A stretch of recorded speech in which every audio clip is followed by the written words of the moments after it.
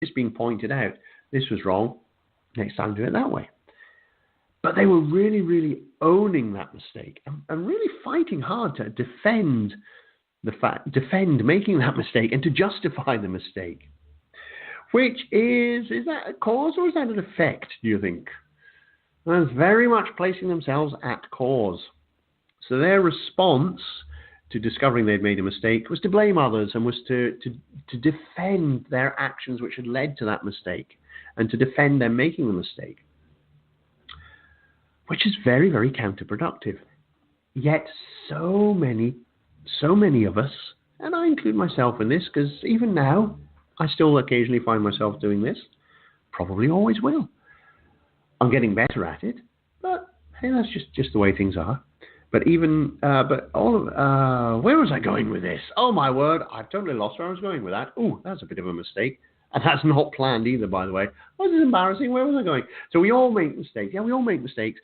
But so many of us rush to defend making that mistake and to defend our reasons for making that mistake and defend the actions that we took. It doesn't matter. It really doesn't matter why we made the mistake. We can either place ourselves at effect in that situation, or we can take responsibility and place ourselves at cause. And how do we place ourselves at cause when we make a mistake and it's pointed out to us? Well, first is acknowledge, oh, okay, I didn't realize that. Thank you. Thank you for pointing that out. I made a mistake. Okay. So acknowledge the mistake was made. Thank the person for bringing it to your attention. And then learn from it. What can I learn from this? What did I do that contributed to me making that mistake? What can I do differently next time? Is there something I need to learn? Perhaps I haven't been given all the information that I need to enable me to make the right decision. So how can I go about making sure I get the right information? Do I need to get additional training on it? That may well be my supervisor should have made sure I was trained in that and they didn't. So what? There's no point in blaming them for it. I will take the responsibility to raise with my supervisor that I feel I perhaps need a little bit more training in this situation, in this particular situation or particular whatever it is. That's taking responsibility, placing yourself at cause. What can I learn from the mistake? How can I do better next time? What do I need to do to make sure I don't make that same mistake next time round? So we're taking responsibility. It's not your fault. It's not your fault you made the mistake unless you were messing around and did it deliberately, in which case it's not really a mistake, was it? It was a deliberate action. But if you make a mistake, it's not your fault you make the mistake. But how you react is your responsibility. Do you defend it, rush to defend the mistake and blame everybody else? Or do you take responsibility for ensuring that you learn from it? Take responsibility for ensuring that next time it doesn't happen because you've learned from it, you've taken action, you've taken responsibility for it. You apologize, if necessary, apologize to people who've been affected by that mistake. You put it right. You don't blame all and sundry. You put it right. Oh yeah, I've had that before. Working in retail, it's in a restaurant. There have been times when a diner has been unhappy with the food. Now, I could blame everybody. I could blame the chef. I could blame the person who took the order. I could blame all these sorts of things. That's not going to help. It doesn't help anybody. The thing to do at that point is take responsibility. A mistake has been made. It wasn't made by me, but the entire restaurant, collectively, a mistake has been made by the restaurant. Doesn't matter who made it. Doesn't matter. No blaming, no defending the mistake. Simply work with the customer. Okay, what do you need right now to make this better? What do you need to make this better right now? Would you like a replacement? Would you like something else? Would you like a refund? What do I need to do to make this better for you? Acknowledge the mistakes we made. Apologize to them. Make it right for them. Then we go back and figure out what caused the mistake and take whatever action is necessary to make sure the mistake doesn't happen again or to reduce the likelihood of that mistake happening again. It could be that somebody wasn't properly trained. It could be there just weren't enough staff, and occasionally these things slip through, in which case remedial action is ensure there's additional resources, additional staff in that department at that sort of time. But whatever it is, when a mistake's made, when you make a mistake, do you rush to blame others for it? Do you rush to defend your actions and decisions and thought processes that led to that mistake, as if your honor is at stake, the honor of you and your family is at stake, and you have to defend it?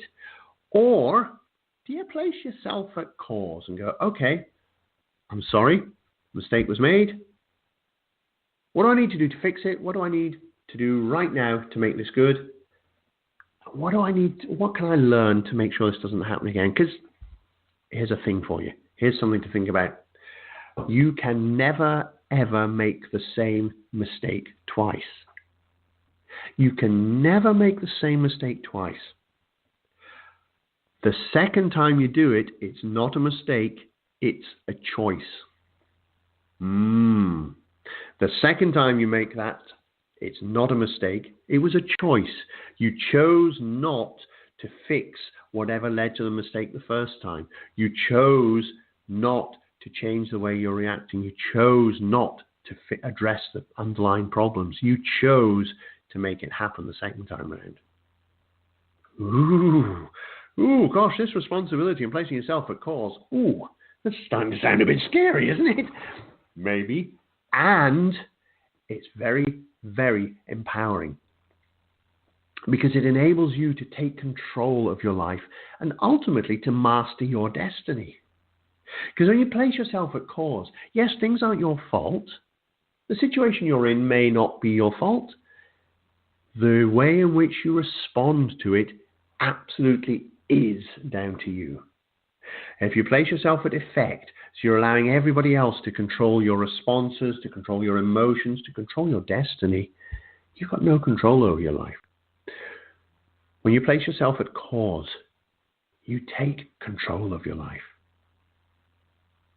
Sometimes placing yourself at cause may mean seeking outside help. It may mean seeking additional training. It may mean seeking coaching. It may mean coming to me and working with me to help you address particular issues. Every single one of my clients has placed themselves at cause for the situation they're facing by coming to see me and working with me to address their issues. I'm sorry about the clock chiming in the background there. There we go. That's life. And I could either place myself at effect for that, say, oh God, that clock always goes on, or I could place myself in cause and go, you know what, next time I'm going to make sure the chimes are switched off before I do this. Because if the chimes go next time, that's not a mistake, that's a choice. That would be a choice to not address the situation. See how this all works? See how this all works? So what I'd like you to do, dear listener, my dear listener, what I'd like you to do is think back over your life. Think back to situations. Have you been placing yourself at effect, or have you been placing yourself at cause? And in situations where you've been placing yourself at effect, how would it be different? How different could it have been had you placed yourself at cause? And next time you're in a situation, next time something's happening and you're responding to something, just take a moment to think, am I at effect or am I at cause here? Am I taking responsibility for this, or am I playing the victim? Am I blaming everyone else? So am I playing the blame game, putting myself at effect, or am I in charge of my life and putting myself at cause? Which doesn't mean you're saying, how did I cause this problem to happen? How did I cause getting raped? How did I cause whatever happened to happen? No, it's not about that. It's about placing yourself at cause. What can I do from this point on to take control of this situation? What can I do to what's my best, most empowering, positive response to this situation? What can I do to make the best of this, to take control, to stop placing myself at effect, to acknowledge that, yeah, what happened may have been something ghastly, it may have been something really awful that happened, And I have the ability to respond in a way which will be empowering and helpful for me ultimately.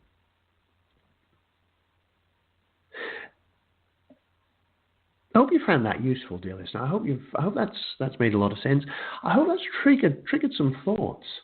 And in fact, I'd invite you to bear this episode in mind as you go forward through your day and through the coming weeks and even months. Anytime you're in a situation, just think: am I a cause or am I at effect for this? Am I taking control? Am I blaming? And if you find yourself at effect, what can you do to place yourself at cause? That's it for this week's episode. I will catch you again in 2 weeks' time. I've got several guests lined up I've got guests lined up for the next several interviews. We're going to have some really, really interesting discussions, which I think you're going to find very useful and educational. And in the meantime, I hope you found this to be useful. I will continue to be doing, as I say, 2 or 3 episodes in a row with guests. And then about every 4th episode will be just you and me. We'll be sharing some teachings and so on a particular topic. If you've got any suggestions for topics, get in touch. You can go to facebook.com/The Confidence Alchemist.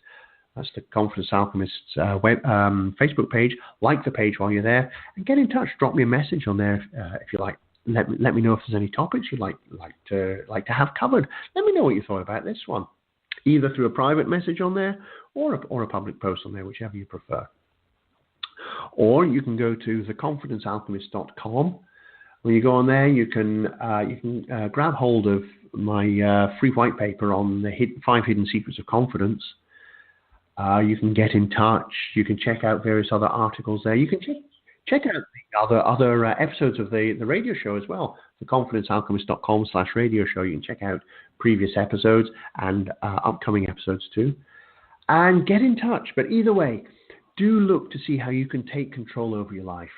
Look to see what you need to do to be able to change your mind, whether it's stuff that you can do yourself or whether it's working with me to help you to change the way in which you think, the way in which you respond to things. Make sure you do, because the thing is, when you change your mind, you do quite literally change your life.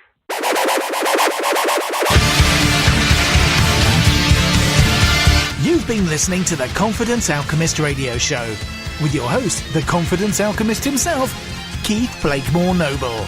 To find out more, visit theconfidencealchemist.com.